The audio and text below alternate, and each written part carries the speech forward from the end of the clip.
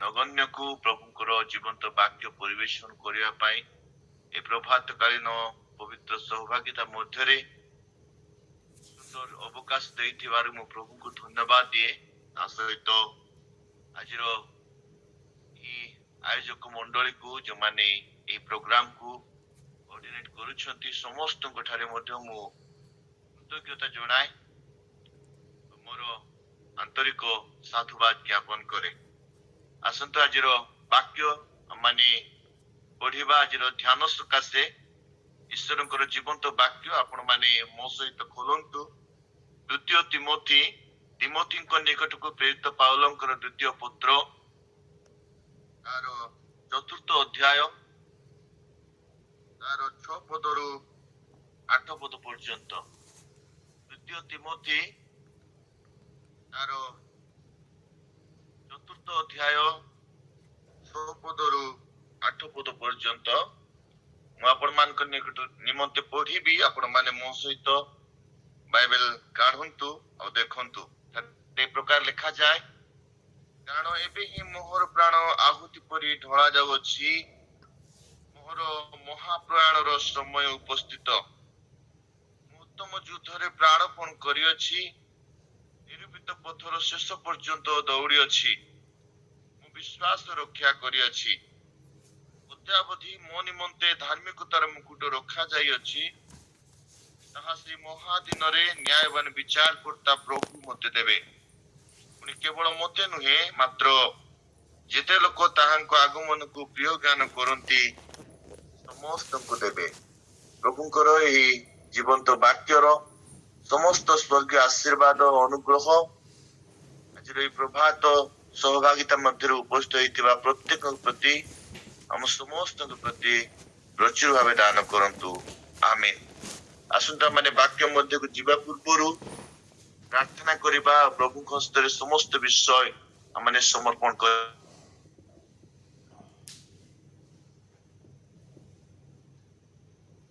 ପ୍ରାର୍ଥନା କରିବା।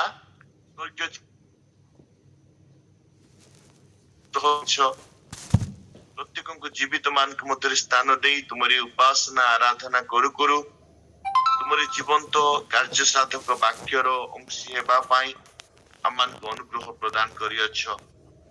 ପ୍ରଭୁ, ଯେତେବେଳେ ଆମେ ସମସ୍ତେ ତୁମରି ପାଦ ତଳେ ସମର୍ପିତ ହେଉଛୁ, ଆମମାନଙ୍କୁ ତୁମରି ବାକ୍ୟର ଆଲୋକରେ ଆଲୋକିତ କର, ତୁମରି ଶକ୍ତିରେ ଶକ୍ତିଯୁକ୍ତ କର, ତୁମରି ପବିତ୍ର ରୋବକୁ ଶୁଣିବା ପାଇଁ ଆମମାନଙ୍କର କର୍ଣ୍ଣକୁ ତୁମେ ଖୋଲି ଦିଅ। ପ୍ରଭୁ, ତୁମ ବାକ୍ୟ ଜୀବନ୍ତ ଏବଂ କାର୍ଯ୍ୟ ସାଧକ। ତୁମ ବାକ୍ୟକୁ ଭାଙ୍ଗିବାର ଶକ୍ତି ଆମମାନଙ୍କ ପାଖରେ ନାହିଁ, କିନ୍ତୁ ହେ ପବିତ୍ର ଆତ୍ମା, ତୁମେ ସବୁବେଳେ ତୁମରି ବାକ୍ୟର ସତ୍ୟତାକୁ ତୁମେ ପ୍ରକାଶ କରି ଆସିଅଛ। ତୁମେ ବକ୍ତା ହୁଅ ପ୍ରଭୁ, ଆମେ ଶ୍ରୋତା ହେବୁ। ପ୍ରଭୁ, ଯେତେବେଳେ ଯାନ୍ତ୍ରିକ ତ୍ରୁଟିକୁ ମଧ୍ୟ ଆମେ ଯୀଶୁଙ୍କ ନାମରେ ଆମେ ଦୂର କରୁଛୁ, ପ୍ରାର୍ଥନା କରୁଛୁ, ସବୁ ପ୍ରକାର ସମସ୍ୟାକୁ ତୁମେ ଦୂର କର। ଆମ ସମସ୍ତଙ୍କୁ ପ୍ରଭୁ ଏ ସମୟରେ ପ୍ରଭୁ ତୁମେ ଗ୍ରାହ୍ୟ କର। ଆଜିର ବାକ୍ୟ ଦେଇ ତୁମେ କଥା ହୁଅ ଏବଂ ବାକ୍ୟ ଦେଇ ସମସ୍ତଙ୍କୁ ଆଶୀର୍ବାଦ ଯୁକ୍ତ ଜୀବନ ଦିଅ। ପ୍ରତ୍ୟେକ ଭାରକୁ ଆମେ ତୁମରି ହସ୍ତରେ ଦେଇ ମୋ ଯୋଗ୍ୟ ଦାସ ମଧ୍ୟ ତୁମ ପାଦ ତଳେ ସମର୍ପିତ ହୋଇ ତୁମରି ସ୍ୱର୍ଗୀୟ ଅନୁଗ୍ରହ, ଆଶୀର୍ବାଦ, ଶକ୍ତି, ସାମର୍ଥ୍ୟ କାମନା କରି ପ୍ରାର୍ଥନା ଯୀଶୁଙ୍କ ନାମରେ ମାଗିଲୁ, ଆମେନ୍। ଈଶ୍ୱରଙ୍କ ଧନ୍ୟବାଦ ହଉ। ପ୍ରଭୁ ଆମ ସମସ୍ତଙ୍କୁ ଅନୁଗ୍ରହ କରି ଆଜିର ଦିବସ ଦାନ କଲେ ଆଉ ତାଙ୍କର ପବିତ୍ର ଉପସ୍ଥିତି ମଧ୍ୟରେ ତାଙ୍କର ଆରାଧନା, ପ୍ରଶଂସା, ଗୌରବ କରୁ କରୁ ତାଙ୍କର ଜୀବନ୍ତ ବାକ୍ୟର ଅଂଶୀ ହେବା ପାଇଁ ଆମମାନଙ୍କୁ ସୁଯୋଗ ଦେଇଛନ୍ତି।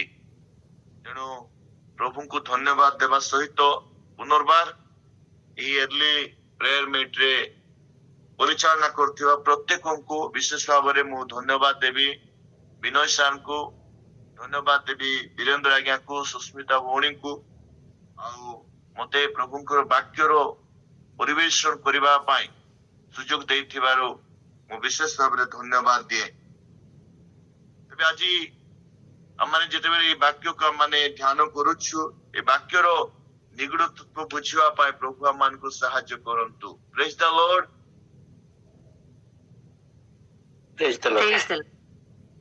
ଗୋଟେ କଥା ଅଛି, life before death, strength before weakness, journey before destination.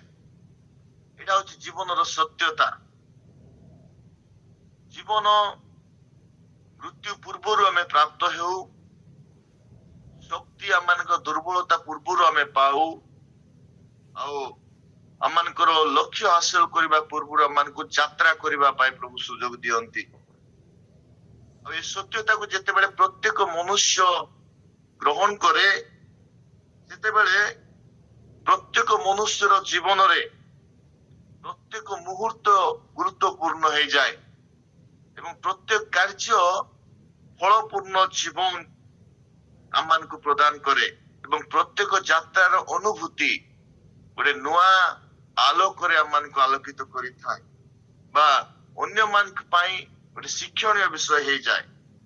ଠିକ ତଦ୍ରୂପ ବିଷୟ ଆଜିର ପଠିତ ଶାସ୍ତ୍ରାଂଶରେ ଆମମାନେ ଦେଖିବା ପାଇଁ ପାଉଛୁ, ଯାହା ସାଧୁ ପାଉଲଙ୍କର ଜୀବନର ଶେଷ ମୁହୂର୍ତ୍ତରେ ତାଙ୍କର ପ୍ରିୟ ପୁତ୍ର ତିମୋଥୀଙ୍କ ନିକଟରେ ଯେତେବେଳେ ସେ ପତ୍ର ଲେଖୁଛନ୍ତି, ତାଙ୍କର ଜୀବନର ପ୍ରତ୍ୟେକ ମୁହୂର୍ତ୍ତ କି ପ୍ରକାର ଭାବରେ ଅନ୍ୟମାନଙ୍କ ପାଇଁ ଗୋଟେ ଶିକ୍ଷଣୀୟ ବିଷୟ ଅଟେ, ତାକୁ ବୁଝିବା ପାଇଁ ସେ ସମସ୍ତଙ୍କୁ ଗୋଟେ ଆହ୍ୱାନ ଦିଅନ୍ତି। ଆଉ ଲେଖାଯାଏ ଯେ ତାଙ୍କର ଜୀବନ ସମସ୍ତଙ୍କ ପାଇଁ ଗୋଟେ ଆଦର୍ଶ ଜୀବନ ଅଟେ। ସେଥିପାଇଁ ଏ ବାକ୍ୟର ଯଦି ଅଷ୍ଟମ ପଦ ପଢିବେ, ଆଉ ସେ ଅଷ୍ଟମ ପଦରେ ସେ ଲେଖୁଛନ୍ତି, ଅଦ୍ୟାବଧି ମୋ ନିମନ୍ତେ ମୁକୁଟ ରଖାଯାଇଅଛି, ଧାର୍ମିକତାର ମୁକୁଟ ରଖାଯାଇଅଛି, ଆଉ ତାହା ସେ ମହାବିଚାର ଦିନରେ ନ୍ୟାୟବାନ ବିଚାରକର୍ତ୍ତା ପ୍ରଭୁ ମତେ ଦେବେ। କେବଳ ମତେ ନୁହେଁ, କିନ୍ତୁ ମାତ୍ର ଯେତେ ଲୋକ ତାହାଙ୍କର ଆଗମନକୁ ପ୍ରିୟ ଜ୍ଞାନ କରନ୍ତି ସେ ସମସ୍ତଙ୍କୁ ଦେବେ। ପ୍ରଭୁଙ୍କର ଆଗମନକୁ ପ୍ରିୟ ଜ୍ଞାନ କରୁଥିବା ଲୋକମାନଙ୍କୁ ପ୍ରଭୁ ଗୋଟେ ରିୱାର୍ଡ ଦେବା ପାଇଁ ଯାଉଛନ୍ତି, ଆଉ ସେ ରିୱାର୍ଡ ନିଜେ ସାଧୁ ପାଉଲ ପାଇଥିବାର ଗୋଟେ ନିଶ୍ଚିତତାକୁ ସେ ପ୍ରକାଶ କରୁଛନ୍ତି। ଆଉ ତାଙ୍କର ଶେଷ ଜୀବନ କାଳରେ ସେ ମୃତ୍ୟୁ ପୂର୍ବରୁ ସେ କି ପ୍ରକାର ଭାବରେ ସେ ରିୱାର୍ଡ ହାସଲ କରିଛନ୍ତି, ପ୍ରାପ୍ତ ହେଇଛନ୍ତି, ତାର ସଠିକ ବିବରଣୀ ଏହି ଅଂଶରେ ସେ ପ୍ରକାଶ କରୁଛନ୍ତି। ତେଣୁ ଆଜି ଯେ ଅଂଶ ମାନେ ପଢିଛୁ, ଏ ବାକ୍ୟର ମୁଖ୍ୟ ପ୍ରସଙ୍ଗ ଆମମାନଙ୍କ ପାଇଁ ରହିବ, how to live until you die. How to live until you die. ମୃତ୍ୟୁ ପୂର୍ବରୁ ଆମେ କିପରି ବଞ୍ଚିବା ଉଚିତ, ସେଇ କଥା ଏଠି ପାଉଲ ଏଠି ପ୍ରକାଶ କରୁଛନ୍ତି। କାରଣ ଏ ଜଗତ ମଧ୍ୟରେ ପ୍ରତ୍ୟେକ ବ୍ୟକ୍ତି ଦିନେ ମରିବ। ମୃତ୍ୟୁ ନିଶ୍ଚିତ, ମୃତ୍ୟୁ ସତ୍ୟ, କିନ୍ତୁ ମୃତ୍ୟୁ ଅନିଶ୍ଚିତ ଅଟେ। କେତେବେଳେ କାହା ପାଖରେ ଆସିବ, କେତେବେଳେ କିଏ କେଉଁ ପରିସ୍ଥିତିରେ ପ୍ରଭୁଙ୍କ ଦ୍ୱାରା ଆହ୍ୱାନ ପ୍ରାପ୍ତ ହେବ, କେହି ଆମେ ଜାଣିନାହୁଁ। କିନ୍ତୁ ମୃତ୍ୟୁ ପୂର୍ବରୁ ଆମମାନଙ୍କୁ କଣ କରିବାକୁ ହେବ? ଗୋଟେ ଉତ୍ତମ ଜୀବନ ବଞ୍ଚିବାକୁ ହେବ। ଓ ବଞ୍ଚିବା ନିମନ୍ତେ ଆମମାନେ ସଚେତନ ହେବାକୁ ହେବ। କାରଣ ଏ ଜଗତ ମଧ୍ୟରେ ମୃତ୍ୟୁ ରାଜତ୍ୱ କରୁଛି, କିନ୍ତୁ ଯୋଉମାନେ ଖ୍ରୀଷ୍ଟଙ୍କ ଠାରେ ବିଶ୍ୱାସର ଜୀବନ କାଟନ୍ତି, ସେମାନେ ମୃତ୍ୟୁକୁ ଅତିକ୍ରମ କରି ଜୀବନରେ ପ୍ରବେଶ କରିବେ। ଉପଦେଶକ ତାର 7 ପର୍ବର 17 ପଦ ଯଦି ଆପଣ ମାନେ ପଢିବେ, ସେଠି ଲେଖାଯାଏ, ତୁମ୍ଭେ ଅତି ଦୁଷ୍ଟ ହୁଅ ନାହିଁ କିମ୍ବା ନିର୍ବୋଧ ହୁଅ ନାହିଁ, ଆପଣା କାଳ ପୂର୍ବରୁ କାହିଁକି ମରିବ? Do not do wicked and do not be a fool. Why should you die before your time? ଆମେ ମୃତ୍ୟୁ ପୂର୍ବରୁ ଆମମାନେ ମରିବାକୁ ହେବ ନାହିଁ, ତେବେ ଆମମାନଙ୍କୁ ବଞ୍ଚିବା ପାଇଁ ପ୍ରଭୁ ଗୋଟେ ସୁଯୋଗ ଦିଅନ୍ତି। ଆଉ ସାଧୁ ପାଉଲ ତାଙ୍କର ଶେଷ କାଳରେ ଯେତେବେଳେ ସେ ବନ୍ଦୀ ଅବସ୍ଥାରେ ଥିଲେ, ଯେତେବେଳେ ସେ ବନ୍ଦୀଶାଳାରେ କାରାଗାରରେ ଥିଲେ, ସେତେବେଳେ ସେ କି ପ୍ରକାର ବଞ୍ଚୁଥିଲେ, ପ୍ରତ୍ୟେକ ମୁହୂର୍ତ୍ତ ତାଙ୍କ ପାଇଁ କେତେ ଗୁରୁତ୍ୱପୂର୍ଣ୍ଣ ଥିଲା, ସେଇ ବିଷୟକୁ ବୁଝାଇବା ପାଇଁ ଏଠାରେ ତିମୋଥୀଙ୍କୁ ସେ ପତ୍ର ଲେଖୁଛନ୍ତି ଆଉ ବୁଝାଉଛନ୍ତି ଯେ life is not about who you once. ଆମେ ଜୀବନ କେମିତି ବଞ୍ଚିଥିଲୁ ସେଇଟା ଇମ୍ପୋର୍ଟାଣ୍ଟ ନୁହେଁ, କିନ୍ତୁ ଆମେ କେମିତି ବର୍ତ୍ତମାନ ବଞ୍ଚୁଛୁ ସେଇଟା ଗୁରୁତ୍ୱପୂର୍ଣ୍ଣ ଅଟେ। କାରଣ life is an opportunity two get Destiny. ତ ଜୀବନର ପ୍ରତ୍ୟେକ ମୁହୂର୍ତ୍ତ ଆମମାନଙ୍କ ପାଇଁ ଗୋଟେ ଗୁରୁତ୍ୱପୂର୍ଣ୍ଣ ଅଟେ, କାରଣ ଆମମାନେ ଲକ୍ଷ୍ୟରେ ପହଞ୍ଚିବା ପାଇଁ ଜୀବନ ଆମମାନଙ୍କୁ ପ୍ରତ୍ୟେକ ମୁହୂର୍ତ୍ତରେ ସାହାଯ୍ୟ କରିଥାଏ। ଏବେ ସାଧୁ ପାଉଲ ତାଙ୍କର ଜୀବନ କଥା ଯଦି ଆମେ ଚିନ୍ତା କରୁ, ସେ ତାଙ୍କର ପ୍ରତ୍ୟେକ ମୁହୂର୍ତ୍ତ ତାଙ୍କ ପାଇଁ ଗୁରୁତ୍ୱପୂର୍ଣ୍ଣ ଥିଲା। ତାକୁ ବୁଝାଇବା ପାଇଁ ଏଠି ସାଧୁ ପାଉଲ ତିମୋଥୀଙ୍କୁ ପ୍ରୟାସ କରୁଅଛନ୍ତି। ଆଉ ତେଣୁ ସେ ଲେଖୁଛନ୍ତି, କାରଣ ଏବେ ହିଁ ମୋହର ପ୍ରାଣ ଆହୁତି ପରି ଢଳା ଯାଉଅଛି, ମୋହର ମହାପ୍ରାଣର ସମୟ ଉପସ୍ଥିତ। ତାଙ୍କର ପ୍ରତ୍ୟେକ ମୁହୂର୍ତ୍ତରେ କଷ୍ଟ ଅଛି, ଯନ୍ତ୍ରଣା ଅଛି, କାରଣ ଯାହା ଜୀବନ ଅଛି ତାର ଜୀବନରେ କଷ୍ଟ ଏବଂ ଯନ୍ତ୍ରଣା ଅଛି। ଆଉ ଏଇ କଷ୍ଟ ଏବଂ ଯନ୍ତ୍ରଣା ମଧ୍ୟରେ ସେ କି ପ୍ରକାର ତାଙ୍କର ଲକ୍ଷ୍ୟ ହାସଲ କରୁଛନ୍ତି, କି ପ୍ରକାର ସେ ଈଶ୍ୱରଙ୍କ ଠାରେ ଯୋଉ ଧାର୍ମିକତାର ମୁକୁଟ ପ୍ରାପ୍ତ ହେବାର ନିଶ୍ଚିତ ବୋଧ ପ୍ରାପ୍ତ ହେଇଛନ୍ତି। ଆଉ ତାଙ୍କର ଆଗମନକାରୀ ଯେଉଁମାନେ ଆଗମନକୁ ଅପେକ୍ଷା କରୁଛନ୍ତି, ସେମାନେ ମଧ୍ୟ ଯଦି ଏଇ ପ୍ରକାର ଜୀବନ କାଟିବେ, ତେବେ ସେମାନେ ମଧ୍ୟ ସେ ମୁକୁଟ ପାଇବାର ନିଶ୍ଚିତ ପ୍ରାପ୍ତ ହେବେ। ସେ କଥାକୁ ବୁଝାଇବା ପାଇଁ ଚେଷ୍ଟା କରୁଛନ୍ତି। ଆଉ ଆଜିର ଅଂଶରେ ସେ ତିନି ଗୋଟି ବ୍ୟକ୍ତିତ୍ୱର ଜୀବନକୁ ସେ ପ୍ରକାଶ କରୁଛନ୍ତି। ତାଙ୍କ ଲାଇଫରେ, ତାଙ୍କ ଜୀବନରେ ତିନି ଗୋଟି ବ୍ୟକ୍ତିତ୍ୱର ବିଷୟକୁ ପ୍ରକାଶ କରୁଛନ୍ତି। ଆଉ ପ୍ରଥମ ବିଷୟ ସେ ପ୍ରକାଶ କରୁଛନ୍ତି, ମୁଁ ଉତ୍ତମ ଯୁଦ୍ଧରେ ପ୍ରାଣପଣ କରୁଅଛି। ଏଇଟା ହଉଛି ପ୍ରଥମ ବିଷୟ ସେ ପ୍ରକାଶ କରୁଛନ୍ତି, ମୁଁ ଉତ୍ତମ ଯୁଦ୍ଧରେ ପ୍ରାଣପଣ କରୁଅଛି। I have fight a good fight। ଗୋଟେ ଉତ୍ତମ ଯୁଦ୍ଧ ସେ କରୁଛନ୍ତି ପ୍ରତ୍ୟେକ ମୁହୂର୍ତ୍ତ, ପ୍ରତ୍ୟେକ ଦିନ, ପ୍ରତ୍ୟେକ ବିଷୟ ପାଇଁ। ଏଇଟା ପ୍ରଥମ ବିଷୟ ସେ ପ୍ରକାଶ କରୁଛନ୍ତି। ତେବେ ତାଙ୍କର ଯୁଦ୍ଧ କୌଣସି ଲୋକମାନଙ୍କ ପାଇଁ ନଥିଲା। ତାଙ୍କର ଯୁଦ୍ଧ, ତାଙ୍କର ସଂଘର୍ଷ ଲୋକମାନଙ୍କ ସହିତ ନଥିଲା। ସେଥିପାଇଁ ଯାକୋବରେ ଲେଖାଯାଏ, ଯାକୋବ 4:1 ତୁମମାନଙ୍କ ମଧ୍ୟରେ ଯୁଦ୍ଧ ବିବାଦ କେଉଁଠାରୁ ହୁଏ? କଣ ତୁମମାନଙ୍କର ଅଙ୍ଗ ପ୍ରତ୍ୟଙ୍ଗ ମଧ୍ୟରେ ଯୁଦ୍ଧ କରୁଥିବା ସୁଖାବିଳାସରୁ ନୁହେଁ? ଆମେ ଏ ଜଗତ ମଧ୍ୟରେ ବଞ୍ଚୁଛୁ, ସଂଘର୍ଷ କରୁଛୁ, ଅନେକ ପ୍ରକାର ଯୁଦ୍ଧ କରୁଛୁ, ବିବାଦ କରୁଛୁ। ଆମ ନିଜର ଫାଇଦା ନିମନ୍ତେ ଆମେ କରୁଛୁ, ଆମମାନଙ୍କର ସୁଖ ବିଳାସ ନିମନ୍ତେ କରୁଛୁ। କିନ୍ତୁ ପାଉଲ ଏଠାରେ ତାଙ୍କର ଯୁଦ୍ଧ ବିଷୟ, ସେ କୌଣସି ବ୍ୟକ୍ତି ବିଶେଷ ପାଇଁ ସେ ଯୁଦ୍ଧ କରୁନାହାନ୍ତି। ସେ କହିଲେ, ମୁଁ ଉତ୍ତମ ଯୁଦ୍ଧରେ ପ୍ରାଣପଣ କରୁଅଛି। ତାଙ୍କର ଯୁଦ୍ଧ ଥିଲା 2 କୋରିନ୍ଥୀୟ ତାର 10 ପର୍ବର ତାର 3-4 ଲେଖାଯାଏ, କିନ୍ତୁ ଆମ୍ଭେମାନେ ଶାରୀରିକ ଭାବରେ ଯୁଦ୍ଧ କରୁନାହୁଁ, ତେଣୁ ଆମ୍ଭମାନଙ୍କର ଯୁଦ୍ଧ ଅସ୍ତ୍ରଶସ୍ତ୍ର ଶାରୀରିକ ନୁହେଁ। ସେ ଶାରୀରିକ ଭାବରେ ଯୁଦ୍ଧ କରିବା ବିଷୟ କହନ୍ତି ନାହିଁ। ତ ପ୍ରତ୍ୟେକ ଦିନ ସେ ଯୁଦ୍ଧ କରୁଛନ୍ତି ଆତ୍ମିକ ବିଷୟ ନିମନ୍ତେ। ତେଣୁ ଏଫେସୀୟ ତାର 6:12 ଲେଖାଯାଏ, ଆମ୍ଭମାନଙ୍କର ଯୁଦ୍ଧ ମର୍ତ୍ତ୍ୟ ବିରୁଦ୍ଧରେ ନୁହେଁ, କିନ୍ତୁ ଆଧିପତ୍ୟ ବିରୁଦ୍ଧରେ, କର୍ତ୍ତାପଣ ବିରୁଦ୍ଧରେ, ଅନ୍ଧକାରର ଜଗତପତି ମାନଙ୍କ ବିରୁଦ୍ଧରେ, ପୁଣି ଆକାଶ ମଣ୍ଡଳର ଦୁଷ୍ଟାତ୍ମା ମାନଙ୍କ ବିରୁଦ୍ଧରେ। Against the ruler, against the authorities, against the cosmic power of present darkness, against the spiritual forces of evil। ତ ଆମମାନଙ୍କର ଯୁଦ୍ଧ କୌଣସି ବ୍ୟକ୍ତି ବିଶେଷ ନିମନ୍ତେ ନୁହେଁ, କିନ୍ତୁ ଯିଏ ଆମମାନଙ୍କର ଜୀବନରେ ରୁଲ କରୁଛି, ଆଧିପତ୍ୟ କରୁଛି, ଆମମାନଙ୍କୁ ଅଧୀନ କରୁଛି, ସେ ବିଷୟରେ ସେ ଯୁଦ୍ଧ କରୁଛନ୍ତି। ତେଣୁ ଯେତେବେଳେ ଆପଣ ମାନେ ପଢିବେ ରୋମିଓ ତାର 7 ପର୍ବ ଯଦି ଆପଣ ମାନେ ପଢିବେ, ସେଠି ଲେଖୁଛନ୍ତି ଯେ ମୁଁ ମୋହର ଅଙ୍ଗ ପ୍ରତ୍ୟଙ୍ଗରେ ଗୋଟେ ଭିନ୍ନ ବ୍ୟବସ୍ଥା ଦେଖେ, ତାହା ମୋ ମନର ବ୍ୟବସ୍ଥା ବିଷୟରେ ଯୁଦ୍ଧ କରେ। ମନର ବ୍ୟବସ୍ଥା ବିଷୟରେ ଯୁଦ୍ଧ କରେ। ସେ କହନ୍ତି ଯେ ମୁଁ ଯାହା କରୁଅଛି ତାହା କରିପାରୁନାହିଁ, କିନ୍ତୁ ଯାହା ମୁଁ କରୁନାହିଁ ତାହା ଅଟୋମେଟିକାଲି ହେଇଯାଉଛି। ତାଙ୍କର ଯୁଦ୍ଧ ଥିଲା ଯେ ତାଙ୍କର ନିଜ ସହିତ, ନିଜର ପାପ ସହିତ ସେ ଯୁଦ୍ଧ କରୁଛନ୍ତି। ସେଇଟା ଥିଲା ଉତ୍ତମ ଯୁଦ୍ଧ, କାରଣ ସେ କୌଣସି ଲୋକ ସହିତ ଯୁଦ୍ଧ କରୁନାହାନ୍ତି, କୌଣସି ବ୍ୟକ୍ତି ବିଶେଷ ସହିତ ନୁହେଁ, କିନ୍ତୁ ନିଜର ଭିତରେ ଥିବା ପାପ ସହିତ ସେ ଯୁଦ୍ଧ କରୁଛନ୍ତି।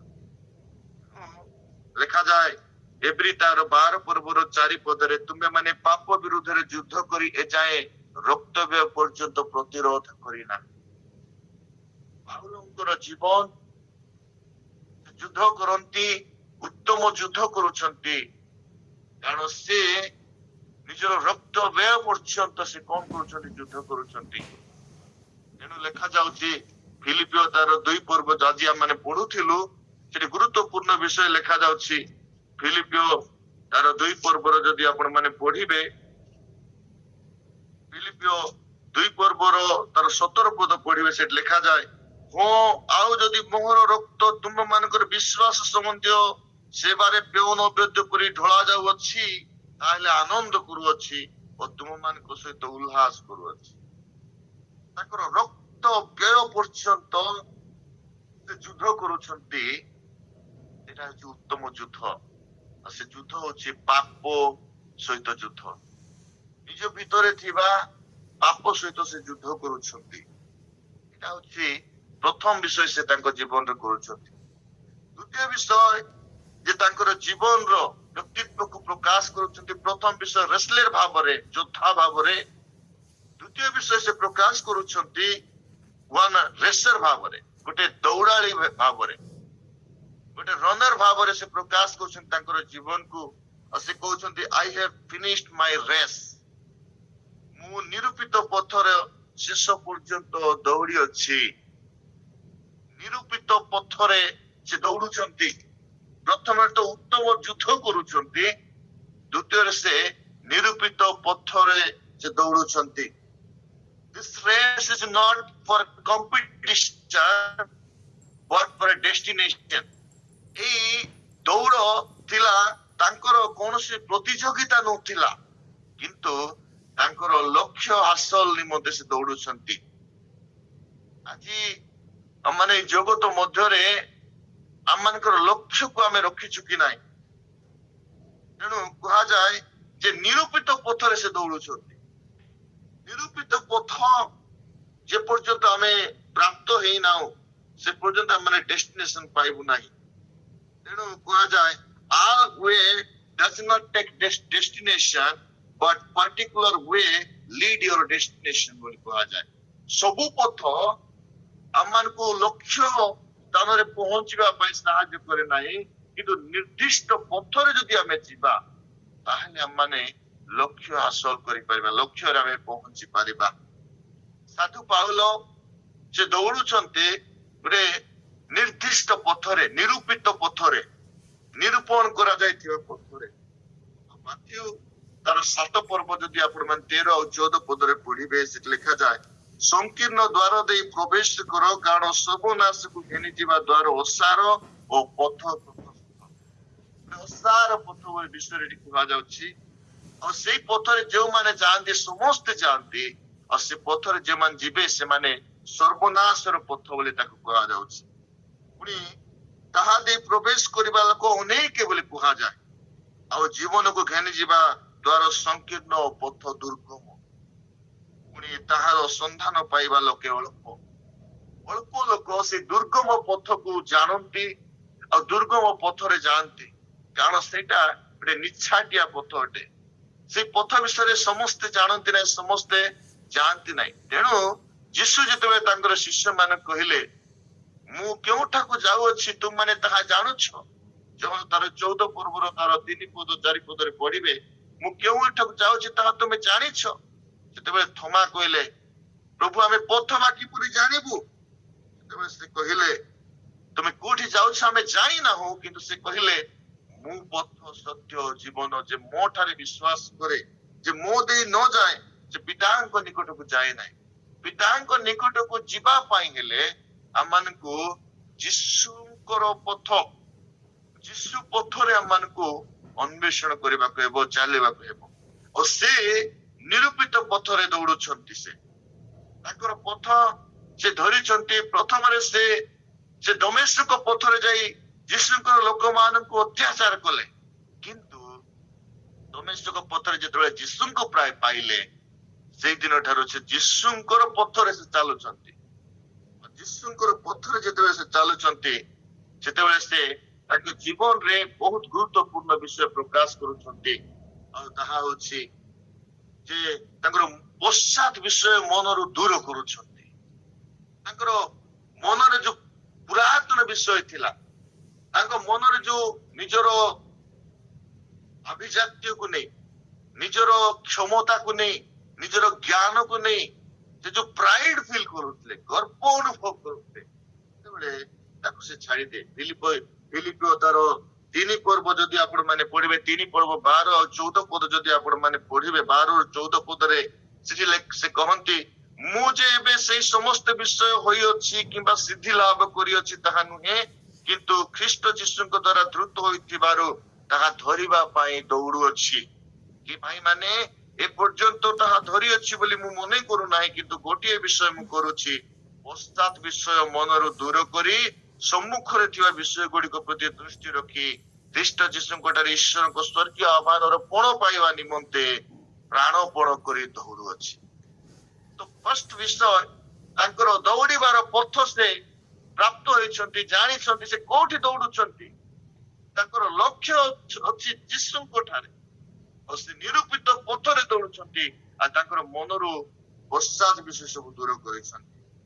ଯଦି ତାଙ୍କର ଦୌଡ଼ିବା ବିଷୟ ଲେଖାଯାଏ, ଯଦି ଆପଣ ମାନେ ପଢିବେ ପ୍ରଥମ କରନ୍ତୀୟ ତାର 9 ପର୍ବ ଯଦି ପଢିବେ, ପ୍ରଥମ କରନ୍ତୀୟ 9 ପର୍ବ ତାର 24 ପଦରୁ ଯଦି 26 ପଦ ପଢିବେ, ସେଠି ଲେଖାଯାଏ ଯେ ଯେଉଁମାନେ ରଙ୍ଗଭୂମିରେ ଦୌଡନ୍ତି ସେମାନେ ସମସ୍ତେ ଦୌଡନ୍ତି ସତ, କିନ୍ତୁ କେବଳ ଜଣେ ଯେ ପଣ ପାଏ ଏହା କି ତୁମେ ମାନେ ଜାଣ ନାହିଁ। ତୁମାନେ ସେହିପରି ପଣ ପାଇବ, ଏଥିପାଇଁ ସେହିପରି ଦୌଡ଼। ଆଉ ଯେ କେହି କ୍ରୀଡ଼ାରେ ପ୍ରତିଦ୍ୱନ୍ଦିତା କରେ ସେ ସମସ୍ତ ବିଷୟରେ ପରିମିତ ଭୋଗୀ ହୁଏ। ସେମାନେ କ୍ଷୟଣୀୟ ମୁକୁଟ ପାଇବା ପାଇଁ ତାହା କରନ୍ତି, ମାତ୍ର ଆମେ ମାନେ ଅକ୍ଷୟ ମୁକୁଟ ପାଇବା ପାଇଁ ତାହା ପରିମିତ ଭୋଗୀ। ତାଙ୍କ ଲାଇଫ ରେ ସେ ଦୌଡୁଛନ୍ତି, ଆଉ ଦୌଡ଼ିବା ପାଇଁ ଷ୍ଟ୍ରିକ୍ଟ ଟ୍ରେନିଂ ସେ ନେଉଛନ୍ତି। କେଉଁ ସମୟରେ ସେ ଉଠିବେ, କେଉଁ ସମୟରେ ଖାଦ୍ୟ ଖାଇବେ, କେତେ ପରିମାଣରେ ଖାଇବେ, ଏଇଟା ଗୋଟେ ରନର ନିମନ୍ତେ ଇମ୍ପୋର୍ଟାଣ୍ଟ ବିଷୟ। ତ ଗୋଟେ ଖ୍ରୀଷ୍ଟ ବିଶ୍ୱାସୀ ଯେତେବେଳେ ଦୌଡୁଛି, ତାର ଲାଇଫକୁ ଷ୍ଟ୍ରିକ୍ଟଲି ସେ ଅନୁକରଣ କରିବାକୁ ହେବ। ଯଦି ସେଇ ବିଷୟ ସେଠି କରୁଛି, ତାହେଲେ ସେ ନିରୂପିତ ପଥରେ ତାର ଡେଷ୍ଟିନେସନରେ ସେ ପହଞ୍ଚି ପାରିବ। ଦ୍ୱିତୀୟ ବିଷୟ, ତାଙ୍କର ଦୌଡ଼ିବା ବିଷୟ, ନିରୂପିତ ପଥରେ ଦୌଡୁଛନ୍ତି। ଦ୍ୱିତୀୟ ତିମୋଥୀ ତାର 2 ପର୍ବ 5 ପଦରେ ଲେଖାଯାଏ, ଆହୁରି ଜଣେ ଯଦି କ୍ରୀଡ଼ାରେ ପ୍ରତିଯୋଗିତା କରେ, ସେ ନିୟମ ଅନୁସାରେ ତାହା ନ କଲେ ମୁକୁଟ ପ୍ରାପ୍ତ ହୁଏ ନାହିଁ। ସେ ଗୋଟେ ନିୟମ ରଖିଛନ୍ତି, ତାଙ୍କ ପାଇଁ ଗୋଟେ ଶୃଙ୍ଖଳିତ ଜୀବନ ସେ ରଖିଛନ୍ତି, ଆଉ ଶୃଙ୍ଖଳିତ ଜୀବନ ସହିତ ସେ ପଥରେ ଯାଉଛନ୍ତି। ତେଣୁ ଏଭ୍ରି ତାର 12 ପର୍ବ ତାର 1 ପଦରେ ମଧ୍ୟ 4ର୍ଥ ବିଷୟ ସେ ପ୍ରକାଶ କରୁଛନ୍ତି, ଯୀଶୁଙ୍କୁ ଲକ୍ଷ୍ୟ କରି ଧୈର୍ଯ୍ୟ ସହକାରେ ଆମମାନଙ୍କର ଗନ୍ତବ୍ୟ ପଥରେ ଧାବମାନ ହେଉ। ମାନେ କେତେ ଧୈର୍ଯ୍ୟ, କେତେ ପେସେଣ୍ଟଲି ଆମେ ଜୀବନରେ ଆଗକୁ ବଢୁଛୁ, ସେଟା ହଉଛି ଗୁରୁତ୍ୱପୂର୍ଣ୍ଣ ବିଷୟ। ତେଣୁ ସେ ଦ୍ୱିତୀୟ ବିଷୟ ସେ କରୁଛନ୍ତି, ଏଟା ପ୍ରତିଯୋଗିତା ନୁହେଁ, କିନ୍ତୁ ସେ ଲକ୍ଷ୍ୟ ନିମନ୍ତେ ସେ ଦୌଡୁଛନ୍ତି।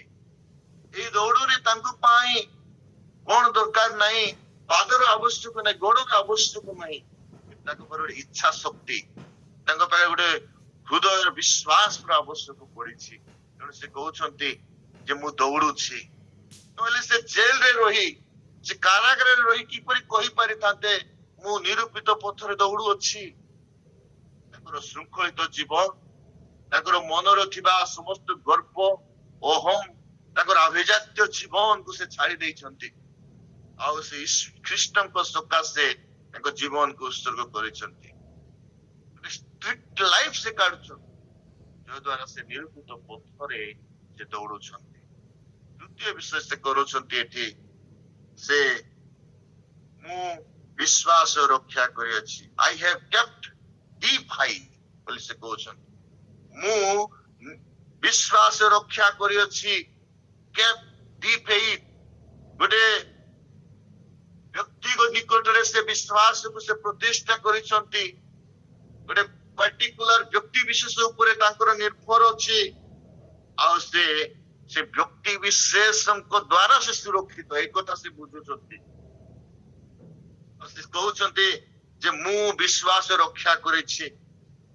ଗୋଟେ ସାର୍କେଲ ଭିତରେ ଅଛନ୍ତି ସେ, ଆଉ ନିର୍ଦ୍ଦିଷ୍ଟ ବ୍ୟକ୍ତି ବିଶେଷ ନିକଟରେ ତାଙ୍କର ବିଶ୍ୱାସକୁ ସ୍ଥାପନ କରିଛନ୍ତି। ତେଣୁ ସେ ଦ୍ୱିତୀୟ ତିମୋଥୀ ତାର 1 ପର୍ବ 12 ପଦରେ କହିଲେ, ଏହି କାରଣରୁ ମୁଁ ଏହି ସବୁ ଦୁଃଖ ଭୋଗ କରୁଅଛି, ତଥାପି ମୁଁ ଲଜ୍ଜିତ ନୁହେଁ, କାରଣ ମୁଁ ଯାହାଙ୍କ ଠାରେ ବିଶ୍ୱାସ କରିଅଛି ତାହାକୁ ଜାଣେ। ପୁଣି ମୁଁ ତାହାଙ୍କ ହସ୍ତରେ ଯାହା ସମର୍ପଣ କରିଅଛି ତାହା ମହାଦିନ ପର୍ଯ୍ୟନ୍ତ ସୁରକ୍ଷା କରିବାକୁ ସେ ଯେ ସମର୍ଥ ଅଟନ୍ତି ଏହା ଦୃଢ ରୂପେ ବିଶ୍ୱାସ କରୁଅଛି। ଦୃଢ ରୂପେ ବିଶ୍ୱାସ କରୁଅଛି। ତାଙ୍କର ବିଶ୍ୱାସ ସେ ନିମନ୍ତେ ସେ ଦୁଃଖ ଭୋଗ କରୁଛନ୍ତି। ଦ୍ୱିତୀୟ କୋରିନ୍ଥୀୟ ତାର 11 ପର୍ବ ଯଦି ଆପଣ ମାନେ ପଢିବେ, 11 ପର୍ବର 23 ପଦରୁ ଯଦି ଆପଣ ମାନେ 27 ପଦ ପଢିବେ, ସେଠି ତାଙ୍କର ଜୀବନରେ ଭାବରେ ସେ କଷ୍ଟ ଭୋଗ କରୁଛନ୍ତି। ଲେଖା ଯାଉଛି, ମୁଁ ଯିହୁଦୀ ମାନଙ୍କ ଠାରୁ 5 ଥର 39 ଥର ପ୍ରହାର ପାଇଛି, 3 ଥର ବେତ୍ରାଘାତ, ଥରେ ପ୍ରସ୍ତାରାଘାତ, 3 ଥର ଜାହାଜ ଭଙ୍ଗ ସହିଅଛି, ଅଗାଧ ଜଳରେ ଦିବାରାତ୍ର କ୍ଷେପଣ କରିଅଛି, ଅନେକ ଥର ଯାତ୍ରା କରିବାରେ, ନଦୀର ବିପଦରେ, ଡକାୟତ ମାନଙ୍କ ବିପଦରେ, ସଜାତି ମାନଙ୍କ ବିପଦରେ, ବିଜାତି ମାନଙ୍କ ବିପଦରେ, ନଗରର ବିପଦରେ, ପ୍ରାନ୍ତରରେ, ସମୁଦ୍ରର ବିପଦରେ, ଭଣ୍ଡ ଭାଇ ମାନଙ୍କ ବିପଦରେ, ପରିଶ୍ରମରେ, କଷ୍ଟରେ, ଉଜାଗରରେ, କ୍ଷୁଧାରେ, ଅନେକ ଥର ଉପବାସରେ, ଶୀତ ଉଲଙ୍ଗତାରେ ତାଙ୍କର ଜୀବନ କାଟୁଛନ୍ତି। କିନ୍ତୁ ଏ ସବୁ ବିଷୟରେ ତାଙ୍କର ଚିନ୍ତା ନାହିଁ। ତାଙ୍କର ଚିନ୍ତା ଅଛି ମଣ୍ଡଳୀ ବିଷୟରେ। ତାଙ୍କର ଚିନ୍ତା ଅଛି ଯେ ସେ ତାଙ୍କର ଜୀବନକୁ ପ୍ରଭୁଙ୍କ ଠାରେ ଉତ୍ସର୍ଗ କରିଥିବା ବିଷୟରେ। ତେଣୁ ସେ ଯେତେବେଳେ ତାଙ୍କର ଶରୀରରେ କଷ୍ଟ ଆସୁଛି, ଦୁଃଖ ଆସୁଛି, ସେତେବେଳେ ସେ କହିଲେ ଯେ ତେଣୁ ଖ୍ରୀଷ୍ଟଙ୍କ ନିମନ୍ତେ ଦୁର୍ବଳତାରେ, ଅପମାନରେ, ଦୁର୍ଦ୍ଦଶାରେ, ତାଡ଼ନାରେ, ସଙ୍କଟରେ ମୁଁ ସନ୍ତୁଷ୍ଟ ହୁଏ। ଯେତେବେଳେ ମୁଁ ଦୁର୍ବଳ ସେତେବେଳେ ମୁଁ ବଳବାନ। ତାଙ୍କର ବିଶ୍ୱାସ ଦୁର୍ବଳତାରେ, ସଙ୍କଟରେ ସେ ତାଙ୍କ ବିଶ୍ୱାସକୁ ସ୍ଥାପନ କରିଛନ୍ତି। ସେଟା ହଉଛି ସେ ବିଶ୍ୱାସକୁ ସ୍ଥାପନ କରିବା ବିଷୟ। ଯଦି ଆମେ ସେ ସମାନ ବିଷୟ ଆମେ ଦେଖୁ, ତେବେ ସେଇ ପ୍ରଦରୋଗାଗ୍ରସ୍ତ ସ୍ତ୍ରୀର କଥା ଆମେ ଜାଣୁ, ଯାହାକି ମାର୍କ ତାର 5 ପର୍ବ 27 ପଦରୁ 28 ପଦ ପଢିଲେ ଆପଣ ମାନେ ଜାଣିବେ। ଯେତେବେଳେ ସେ ପଥ ମଧ୍ୟରେ ଯୀଶୁଙ୍କୁ ଛୁଇଁବା ପାଇଁ ଚେଷ୍ଟା କଲେ, ଯେତେବେଳେ ସେ ଯୀଶୁଙ୍କୁ ଛୁଇଁବା ପାଇଁ ପ୍ରୟାସ କରୁଛନ୍ତି, ଛୁଇଁଛନ୍ତି, ଆଉ ଯୀଶୁ କହିଲେ ମତେ କିଏ ଜଣେ ଛୁଇଁଛି? ସେମାନେ କହିଲେ ଏତେ ଲୋକ ଭିତରୁ କିଏ ଛୁଇଁଲା ଆମେ କେମିତି ଜାଣିବୁ? କିନ୍ତୁ ଯୀଶୁ କହିଲେ କିଏ ଜଣେ ମତେ ଛୁଇଁଛି। ଆଉ ତାଙ୍କର ବିଶ୍ୱାସ ଥିଲା ଯେ ସେ ଲେଖା ଯାଉଛି, ସେ କହିଲେ, କାରଣ ସେ କହୁଥିଲା କେବଳ ତାହାଙ୍କ ଲୁଗା ଛୁଇଁଲେ ମୁଁ ସୁସ୍ଥ, କେବଳ ତାହାଙ୍କ ଲୁଗା ଛୁଇଁଲେ ମୁଁ ସୁସ୍ଥ ହେବି। ସେଇଟା ତାର ବିଶ୍ୱାସ ଥିଲା। ସେ ବିଶ୍ୱାସ କରୁଛନ୍ତି ଯେ କେବଳ ତାଙ୍କ ଲୁଗା ଛୁଇଁଲେ ସେ ସୁସ୍ଥ ହେବେ। କାରଣ ସେ ଅନେକ ଟଙ୍କା ବ୍ୟୟ କରି ସାରିଥିଲେ, ସେ ସୁସ୍ଥ ହେଇ ପାରୁନଥିଲେ। କିନ୍ତୁ ତାଙ୍କର ବିଶ୍ୱାସ ଯେତେବେଳେ ଯୀଶୁଙ୍କ ଠାରେ ରଖିଲେ, ଯୀଶୁଙ୍କୁ ଛୁଇଁବା ମାତ୍ରେ ଲେଖାଯାଏ ସେ ସୁସ୍ଥ ହେଲେ। ପାର୍ଟିକୁଲାର ବ୍ୟକ୍ତି ବିଶେଷ ନିକଟରେ ବିଶ୍ୱାସକୁ ସ୍ଥାପନ କରିବା ହଉଛି ବିଶ୍ୱାସକୁ ସୁରକ୍ଷା ଦେବା, ବିଶ୍ୱାସକୁ ମର୍ଯ୍ୟାଦା ଦେବା ବିଷୟ। ସେମିତି ବିଷୟ ସାଧୁ ପାଉଲ ଆଉ ଶିଲା ଯେତେବେଳେ କାରାଗାରରେ ଥିଲେ, ଫିଲିପ ନଗରରେ ଯେତେବେଳେ ତାଙ୍କୁ ବନ୍ଦୀ କରାଗଲା, ସେତେବେଳେ ସେମାନେ ବିଚଳିତ ହେଲେ ନାହିଁ। ବରଂ ଲେଖାଯାଏ, ଯଦି ଆପଣ ମାନେ ପଢିବେ ପ୍ରେରିତ ମାନଙ୍କର ବିବରଣର ପୁସ୍ତକ ତାର 16 ପର୍ବ 25 ଆଉ 26 ପଦରେ ଲେଖାଯାଏ, ସେଠି ଲେଖାଯାଏ ଫିଲିପ ଯେତେବେଳେ କାରାଗାରରେ ଥିଲେ ସେତେବେଳେ ସେମାନେ ବିଚଳିତ ହେଇନଥିଲେ, ବରଂ ମଧ୍ୟରାତ୍ରିରେ ଶିଲା ପାଉଲ ଈଶ୍ୱରଙ୍କ ନିକଟରେ ପ୍ରାର୍ଥନା ଓ ସ୍ତବଗାନ କରିଥିଲେ। ଆଉ ଲେଖାଯାଏ ଯେ ବନ୍ଦୀ ମାନେ ଶୁଣୁଥିଲେ, ଆଉ ହଠାତ୍ ଭୂମିକମ୍ପ ହେଲା, ଦ୍ୱାର ଗୁଡିକ ଦହଲାଇ ଦେଲା, ଦ୍ୱାର ମେଲା ହେଲା, ପ୍ରତ୍ୟେକ ଲୋକର ବନ୍ଧନ ଫିଟିଗଲା। ତାଙ୍କର ବିଶ୍ୱାସ ଥିଲା ଯଦି ସେମାନେ ପ୍ରାର୍ଥନା କରିବେ, ସେମାନେ ଈଶ୍ୱରଙ୍କର ସ୍ତବଗାନ କରିବେ, ତାହେଲେ ପରମେଶ୍ୱର ତାଙ୍କର ସବୁ ବନ୍ଧନକୁ ଫିଟାଇ ପାରିବେ। ସେଟା ଥିଲା ତାଙ୍କର ବିଶ୍ୱାସର ସୁରକ୍ଷା, ପ୍ରୋଟେକ୍ସନ ସେ ଦେଉଛନ୍ତି। ମୁଁ ବିଶ୍ୱାସ ରକ୍ଷା କରିଅଛି। ଯେତେବେଳେ ଅବ୍ରାହମଙ୍କ କଥା ଆମେ ଚିନ୍ତା କରୁ, ଅବ୍ରାହମ ଯେତେବେଳେ ତାଙ୍କର ପୁତ୍ରଙ୍କୁ ପ୍ରଭୁ ଈଶ୍ୱର ଯେତେବେଳେ ବଳିଦାନ କରିବା ପାଇଁ କହିଲେ, ଆଦି ପୁସ୍ତକ 22 ପର୍ବରେ ଯଦି ଆପଣ ମାନେ ଦେଖିବେ, ସେଠି ଲେଖାଯାଏ ଏ ସବୁ ବିଷୟକୁ ସେ କଣ କଲେ, ପ୍ରସ୍ତୁତ କଲେ ଆଉ ନିଜର ପୁତ୍ରକୁ ବଳିଦାନ କରିବା ପାଇଁ ମାରିଆ ପୂର୍ବତ ଗଲେ। ଆଉ ତାଙ୍କ ସହିତ ଦୁଇ ଦାସ ଥିଲେ। 22 ପର୍ବର 40 ପଦରେ ଲେଖାଯାଏ ଯେ ମାରିଆ ପର୍ବତରୁ ପାଦ ଦେଶରେ ଯେତେବେଳେ ସେମାନେ ପହଞ୍ଚିଲେ, ସେତେବେଳେ ଦୁଇ ଦାସଙ୍କୁ ସେ କହିଲେ, ତୁମେ ମାନେ ଏଠାରେ ଥାଅ, ଆମେ ମାନେ ଦୁଇ ଜଣ ଯିବୁ ଆଉ ଈଶ୍ୱରଙ୍କର ଉପାସନା କରି ଫେରି ଆସିବୁ। ସେତେବେଳେ ତାଙ୍କର ବିଶ୍ୱାସ ଥିଲା ଯେ ସେ ତାଙ୍କର ପୁଅକୁ ବଳିଦାନ କରିବା ପାଇଁ ଯାଉଛନ୍ତି, କିନ୍ତୁ ତାଙ୍କର ବିଶ୍ୱାସ ଥିଲା ସେମାନେ ଦୁଇ ଜଣ ଆସିବେ, ତାଙ୍କର ପୁଅକୁ ତାଙ୍କୁ ଈଶ୍ୱର ବଳିଦାନ କରିବାକୁ ଦେବେ ନାହିଁ। ସେଥିପାଇଁ ଶିଶୁ ପଚାରିଲେ, ଇସାହାକ ପଚାରିଲେ ଯେ ସବୁ ବିଷୟ ଆମେ ଧରିଛୁ, ମେଣ୍ଢା ଛୁଆ କାହିଁ? ଯେତେବେଳେ ସେ କହିଲେ ସଦା ପ୍ରଭୁ ପର୍ବତରେ ଜଗାଇ।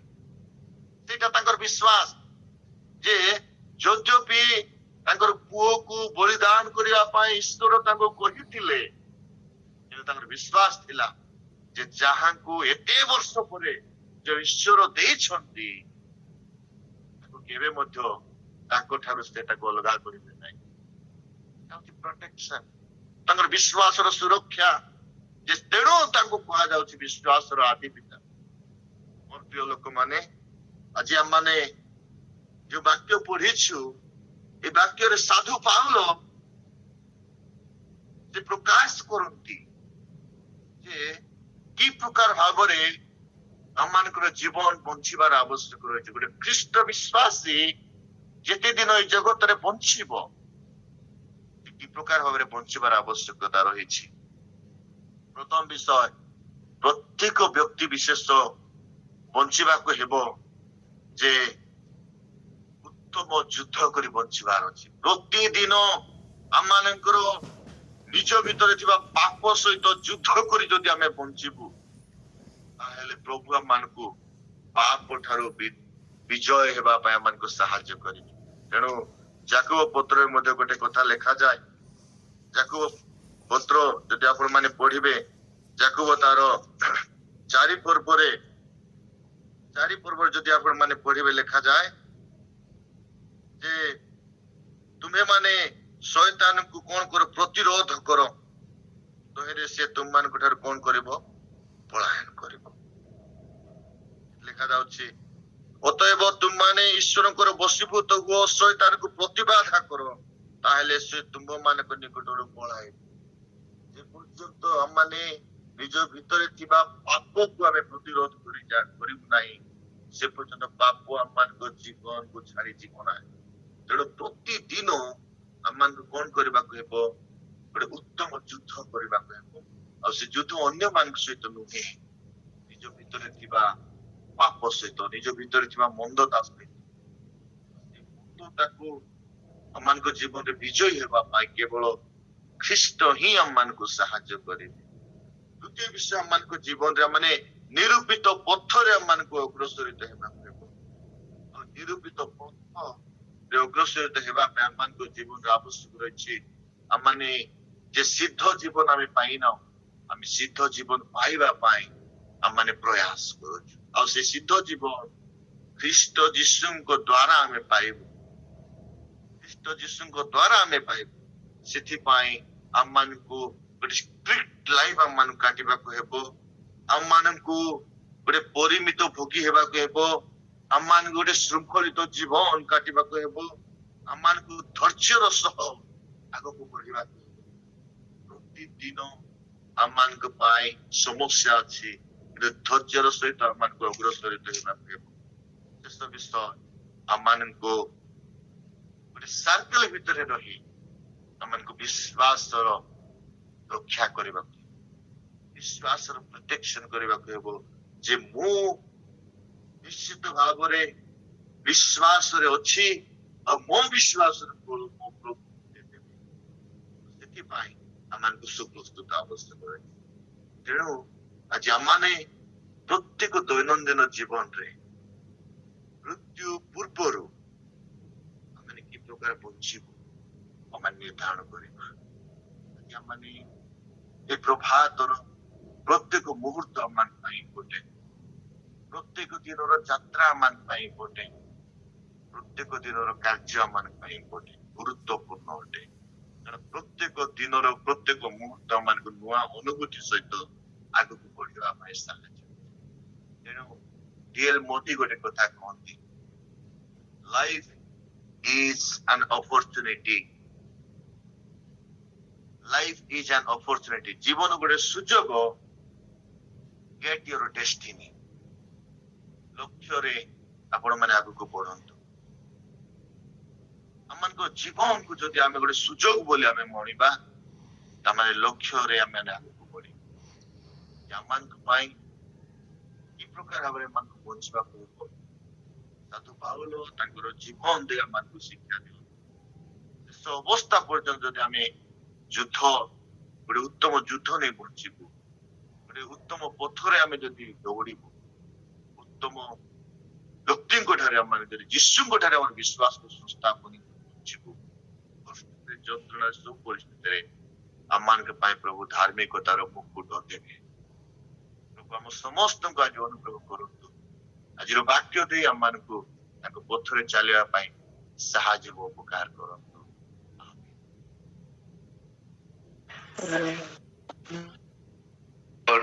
ପ୍ରେଜ୍ ଦ ଲର୍ଡ ଭାଇ, Praise the Lord. ବହୁତ ବହୁତ ଧନ୍ୟବାଦ। ଆଜି ଆମକୁ